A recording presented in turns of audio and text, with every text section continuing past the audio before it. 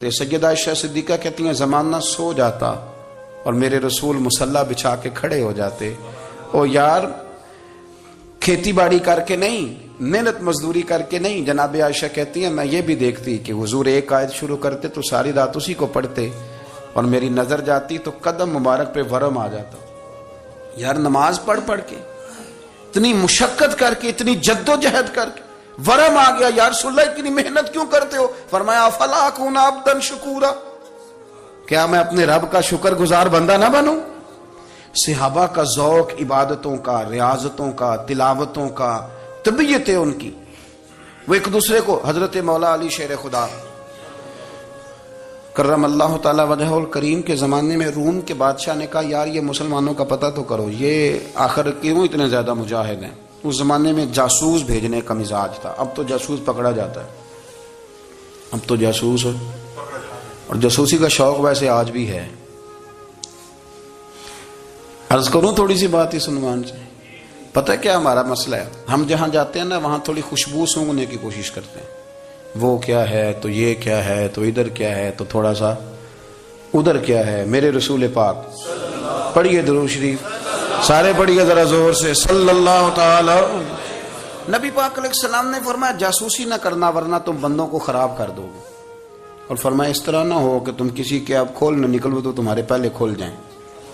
یہ جو ذوق ہے نا یہ ختم کریں، چھوڑیں. مطلب آپ کس چکر میں پڑے ہوئے ہیں؟ اتنی زیادہ توجہ کرنے کی کیا ضرورت ہے؟ کام سے کام رکھیں، اس میں بندہ تھوڑا سا نا آسان رہتا ہے. یہ جو بہت زیادہ ٹٹولنے والے لوگ ہوتے ہیں نا وہ بےچارے پھر عمر ٹٹولتے ہی گزار دیتے ہیں، اس لیے کہ مزاج ہی بہت پکا ہے. بوری کا منہ کھول کے اندر تک ہاتھ ڈالنا تو پھر کئی دفعہ سامنے سے بچھو بھی لڑ جاتا ہے، خرابی ہوتی ہے. تو جاسوسی کی جاتی تھی. اس نے بھی جاسوس بھیجے کیونکہ قبیلوں کے لوگ تھے، کچھ مسلم کچھ کافر، پہچانے نہیں جاتے تھے لوگ. تو کچھ لوگ اس نے بھیجے، انہوں نے آ کے نا تحقیق کی، ریسرچ کری کہ آخر ماجرا کیا ہے. تو واپس جا کے انہوں نے رپورٹ دی نا روم کے بادشاہ کو. اس رپورٹ کا ایک جملہ بڑا شاندار ہے. وہ کہنے لگا بادشاہ ہمیں مسلمانوں کی کوئی سمجھ نہیں آئی، ہمیں کوئی سمجھ نہیں آئی. انہوں نے کہا کیوں نہیں سمجھ آئی؟ کہنے لگے یار عجیب بندے ہیں، جب رات مصلی پہ بیٹھتے ہیں تو یوں لگتا ہے ان کا دنیا سے رشتہ ہی کوئی نہیں، کوئی کسی کو نہیں جانتا. کوئی اپنے دکھ سنا کے رو رہا ہے، کوئی اپنی بات کر کے رو رہا ہے، لگتا ہے کہ ان کا کوئی رشتہ ہے ہی نہیں جب مصلی پہ بیٹھتے ہیں. اور فرمایا جب سویرے یہ جہاد کرنے نکلتے ہیں تو لگتا ہے ان سے زیادہ دلیر ہی کوئی نہیں. حالانکہ جو مسلوں پہ رونے دھونے کے لوگ ہوتے ہیں وہ کئی دفعہ جہاد میں کام نہیں کرتے، لیکن عجیب لوگ ہیں کہ رات کے راہب ہیں دن کے مجاہد ہیں، کوئی سمجھ نہیں آتی. میرے عزیز ان لوگوں نے مصلی آباد کر کے رکھا، تلاوتیں ان کا ذوق رہی، منظر روز پڑھنا، اسباق پڑھنا، وظائف پڑھنا، یہ ان کا ذوق رہا. اعلیٰ حضرت بریلوی رحمت اللہ نے 1000 کتاب لکھی ہے، لیکن الوظیفۃ الکریمہ کے نام سے جو وہ صبح و شام وظائف پڑھتے تھے وہ الگ انہوں نے ان کو بیان کیا، پابندی کے ساتھ اپنی اللہ اللہ کرتے. شیخ شہاب الدین سہروردی رحمت اللہ علیہ اس پر ایک بندے نے اعتراض کیا. اس نے کہا جی آپ کس قسم کے صوفی ہیں، مرید بیٹھے ہیں اور آپ وہاں نفل پڑھ رہے ہیں؟ یہ بھی بڑا مسئلہ ہوتا ہے نا. جو بندہ ملنے آتا ہے وہ اپنے ٹائم کے حساب سے آتا ہے، اور پھر اس کا یہ بھی خیال ہوتا ہے کہ پیر صاحب جو ہیں وہ چونکہ درویش ہیں تو نہ انہیں روٹی کھانی چاہیے نہ سونا چاہیے، چونکہ وہ درویش ہیں، اور ہم چونکہ درویشوں کے ماننے والے ہیں لہذا ہمارا یہ طریقہ ہونا چاہیے کہ جیسے ہم کہیں درویش ویسے ہی کر جائے. حالانکہ جس کو آپ درویش کہیں گے آپ اس کی مانیں گے، آپ منوائیں گے نہیں، تو ہمارا مزاج ہوتا ہے. شیخ شہاب الدین پر لوگوں نے اعتراض کی، حضور لوگ ملنے آئے ہیں، زیارت کرنے آئے ہیں، یہ بندے دعا کرانے آئے ہیں، اللہ اللہ کرانے آئے اور آپ نفل پڑھ رہے ہیں. کیا جملہ ہے، کیا حسن ہے، کیا خوبصورتی ہے. فرمانے لگے رب رسول سے مانگنے کے لیے مصلی بچھایا ہے، اگر وہاں سے مانگوں گا نہیں تو تمہیں دوں گا کیا؟ پہلے مجھے کچھ لے تو لینے دو، اگر میرے پلے کچھ ہے ہوگی تو آگے دوں گا نا. تو میں مانگنے گیا تھا کہ یا اللہ دے تیرے بندے لینے آئے، دے تو میں کچھ لوں گا تو آگے دوں گا نا. لیکن ہمارا یہ سٹیٹس، یہ مزاج، یہ شعور نہیں ہے. گپیں، کہانیاں، داستانیں، گفتگو، خطابت، واز، کیا بات. لیکن اگر کچھ کرنے کا کام ہو تو وہ نہیں ہم سے ہوتا. میرے نبی کریم علیہ الصلوۃ والسلام نے مصلی سے دل لگانے کا درس دیا، حضور نے توجہ دلائی. صحابہ اس ذوق کے حامل لوگ تھے وہ کوشش کرتے تھے جناب صدیق اکبر رضی اللہ تعالیٰ عنہ کا عبادت کا مزاج ہمیشہ قائم رہا. حضرت عمر فاروق ساری رات اللہ کے حضور کھڑے رہے. حضرت عثمان غنی رضی اللہ تعالیٰ عنہ عشاء کی نماز پڑھ کے 2 رکعتوں کی نیت باندھتے تھے, 15 سپارے پہلی رکعت میں پڑھ دیتے تھے اور 15 سپارے قرآن مجید کے دوسری رکعت میں پڑھ دیتے تھے. آپ نے نا حضرت عمر فاروق کے وصال کے بعد ان کی ایک بیوہ سے نکاح کیا. حضرت عثمان غنی نے نکاح کیا. وہ خاتون آپ کے نکاح میں آئیں تو عرض کرنے لگی امیر المومنین میرے لیے اعزاز تو بہت ہے کہ میں امیر المومنین کی بیوہ تھی تو امیر المومنین کی منکوحہ ہو گئی ہوں, لیکن حضور نہ تو میں جوان ہوں کہ میرے اندر رغبت ہوتی اور نہ میں اب اس قابل ہوں کہ کوئی خدمت کر سکوں, میرے ساتھ نکاح کی وجہ کیا بنی؟ تو عثمان غنی رو پڑے. فرمانے لگے میں نے عمر فاروق کو مسجد میں اپنے رب سے ڈرتے ہوئے دیکھا ہے, میں نے اسے روتے ہوئے دیکھا ہے, عدل کرتے دیکھا ہے, انصاف کرتے دیکھا ہے, امت کی خیر خواہی کرتے دیکھا. تمہارے ساتھ نکاح اس لیے کیا ہے کہ تم مجھے یہ بتاؤ کہ عمر فاروق گھر کے اندر اپنے رب کو کیسے راضی کرتے تھے, گھر کے اندر کیسے راضی کرتے تھے, وہ طریقے بتلاؤ, تم بتاتی جانا اور میں بھی اسی طرح گھر میں عبادت کروں. میرے رسول کریم علیہ الصلوۃ والسلام نے ارشاد فرمایا, حضور فرمانے لگے جس گھر میں اللہ کا ذکر ہوتا ہے وہ گھر زندوں کا ہے, اور جس گھر میں رب کریم کا ذکر نہیں ہوتا وہ گھر زندوں کا نہیں ہے. گھر نا ہم نا کتابوں میں پڑھتے ہیں کہ ایک بزرگ کہتے ہیں, حضرت فضیل بن ایاز کہتے ہیں کہ میں ایک گلی سے گزر رہا تھا تو گھر کے اندر کسی قاری صاحب نے قرآن کی آیت پڑھ دی, ولی من خاف مقام ربہ جنتان.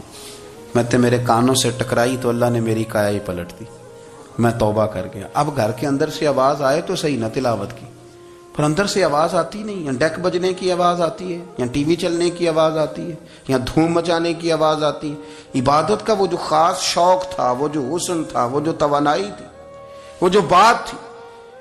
ایک جگہ پہ ہم بیٹھے تھے تو وہاں ایک صاحب آئے اور انہوں نے آتے ہی کہا کہ مہربانی کریں ذرا مجھے مصلی دے دیں, میرے نہ کچھ نفل رہ گئے. تو میں نے وضو کر لیا تو کوئی مصلی مل جائے.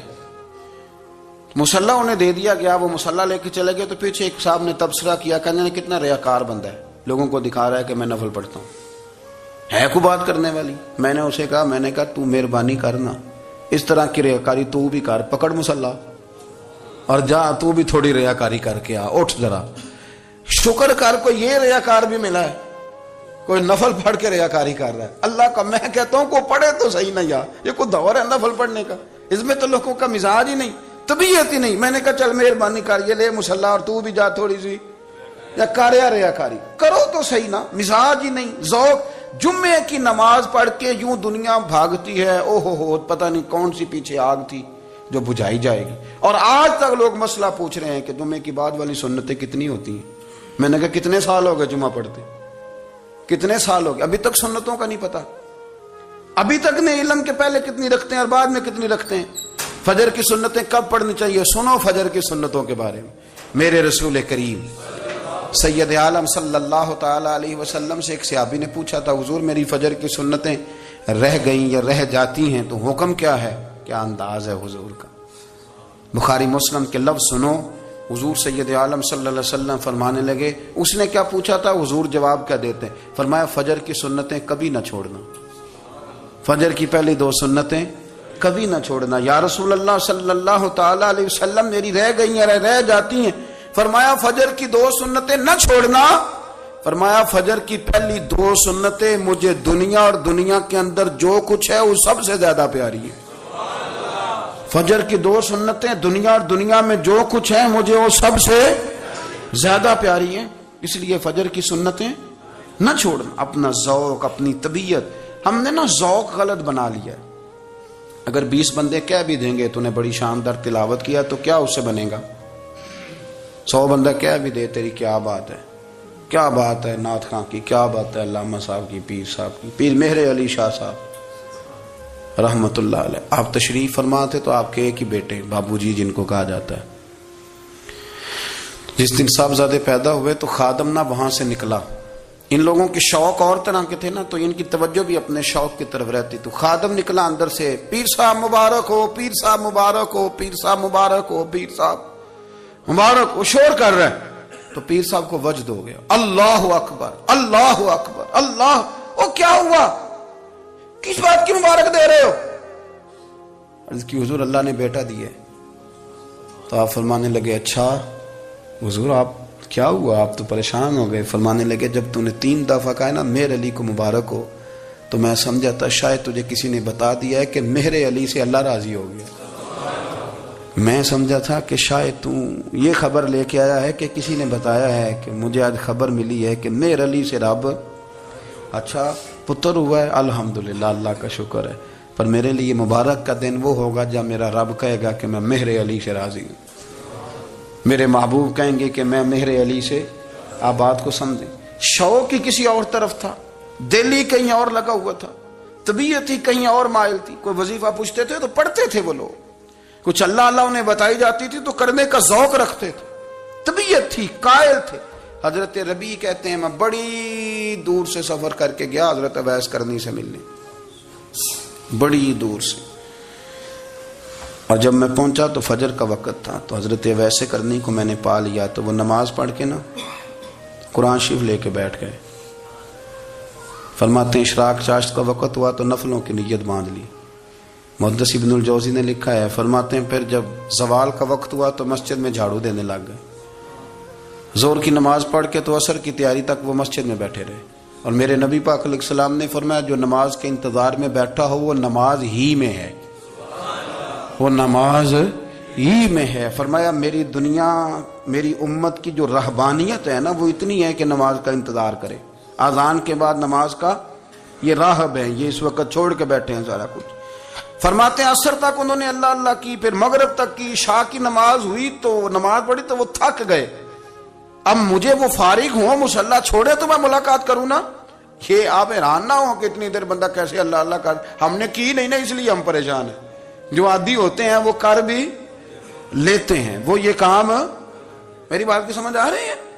جب جاتے ہو کسی دفتر میں تو 8 گھنٹے کھڑے رہ لیتے ہو نا، مجبوری ہوتی ہے تو کھڑے رہا جا سکتا ہے۔ پاسپورٹ کے دفتر بولیے، امیگریشن کی لائنوں میں، اور میں نے تو امبیسیوں میں بندے 12 گھنٹے پہلے جا کے کھڑے دیکھے، رہ لیتے ہیں کھڑے۔ تو اگر ان کاموں کے لیے رہا جاتا ہے تو اللہ رسول کے لیے بھی کھڑے رہا جا سکتا ہے۔ تو فرمانے لگے کہ جب عشاء کی نماز کے بعد آخر انسان تھے، تھک گئے، نیند کا غلبہ ہوا تو تھوڑی ایسے آنکھ بند ہوئی تو کھولی تو رونے لگے۔ حضرت ویسے کرنی رو کے کہنے لگے مالک مجھے غافل تو نہ کر، ابھی میں نے کیا بھی کچھ نہیں، دن ختم ہو گیا، کوئی نفل نہیں، کوئی اللہ اللہ نہیں، اللہ مجھے غافل نہ کر، میری مدد فرما۔ فرماتے ہیں جب وہ روئے تو میرے ساتھ جو شخص تھا میں نے کہا اٹھو چلیں، کہنے لگا حضور ملنا نہیں، فرمایا جو میں لینے آیا تھا وہ مجھے مل گیا ہے، جو میں ان سے سیکھنے آیا تھا وہ مجھے نصیب ہو گیا، اب اور میں نے کیا لینا، ختم ہو گئی بات، اٹھو چلیں۔ اللہ کے بندوں نے حضرت ربیعہ بن کعب اسلمی رضی اللہ تعالیٰ عنہ فرماتے ہیں، کہتے ہیں جب بنو قریظہ اور بنو نذیر یہودیوں کے ساتھ حضور علیہ السلام نے جنگ کا اعلان فرمایا تو وہ دشمن ہو گئے، ہمیں خطرہ تھا کہ وہ رات کو کہیں محبوب کو تکلیف نہ دیں، تو کچھ لوگ نا تلواریں لے کے نبی پاک کے دروازے پہ پہرے داری کرتے تھے۔ گن مین رکھنا حرام نہیں، اگر کسی کو واقعی خطرہ ہو تو اس کے لیے سنت بھی ہے۔ حضرت علی المرتضیٰ تلوار لے کے حضور کے گھر کا پہرا دیتے تھے۔ حضرت ربیعہ بن کعب اسلمی رضی اللہ تعالیٰ عنہ فرماتے ہیں کہ رات میری ڈیوٹی تھی کہ میں حضور کے گھر کا پہرا دوں گا، تو فرماتے ہیں میں باہر سن رہا تھا، ساری رات ہی میرے نبی پاک نے اللہ کی تسبیح پڑھی، ساری رات، کبھی تسبیح، کبھی تحلیل، کبھی تحمید، کبھی تکبیر، ساری رات۔ فرماتے ہیں ساری رات حضور پڑھتے رہے اور ساری رات ہی میں سنتا رہا، مجھے اونگ آ گئی، میری آنکھ لگ گئی، حضور ابھی پڑھ رہے تھے، میں تھک کے سو گیا۔ اور فرماتے ہیں جب میری آنکھ دوبارہ سے کھلی تو میرے کانوں میں پھر کوئی چیز گونجی تو میں نے کان لگایا تو میرے حبیب ابھی بھی اللہ کو یاد کر رہے، ساری رات حضور رب کی عبادت کرتے۔ اسی لیے تو کہا یا ایھا المزمل قم اللیل الا قلیلا، حبیب ساری رات تو نہ جاگا کا، تھوڑا آرام بھی کر لیے گا۔ میرے بھائی اپنا مصلی، اپنی عبادات، اپنے وظائف، اللہ اللہ جو آپ نے کسی سے سیکھی ہے اس کو کبھی کمزور نہ ہونے دیں۔ شجرہ شریف جو کسی بزرگ سے آپ لے لیتے ہیں تو کیا رسم ہے کوئی؟ اس پہ کچھ لکھا ہوتا ہے، وہ پڑھنے کے لیے دیا جاتا ہے، اس پہ لکھا ہوتا ہے کہ یہ اللہ اللہ آپ نے کرنی ہے۔ ساری زندگی کسی اسکول میں داخل ہو گئے اور وہاں جا کے آپ نصاب ہی نہ پڑھیں، کتاب ہی نہ کھولیں تو پاس ہو جائیں گے؟ وہ کہتے ہیں میں 20 سال جاتا رہا ملا کچھ نہیں. تو آپ نے لیا کیا ہے؟ ایک اتنی سی کتاب تھی، اس کو تو کھول کے آپ دیکھ نہیں سکے، اس کے وظائف تک تو رسائی نہ ہوئی، اس لیے کہ اللہ اللہ کرنا مشکل ہے اور تصویر کھچانا یہ آسان کام ہے. تو جو آسان ہے اس طرف ہماری توجہ لگی رہتی ہے اور جو مشکل ہے اس طرف ہم ذوق پیدا نہیں کرتے. یا ایھا الناس اعبدوا ربکم الذی خلقکم والذین من قبلکم لعلکم تتقون. اے لوگوں اس رب کی عبادت کرو جس نے تمہیں پیدا کیا اور تم سے پہلوں کو پیدا کیا، اس لیے عبادت کرو کہ تم پرہیزگار ہو جاؤ گے. مالک سمجھنے کی توفیق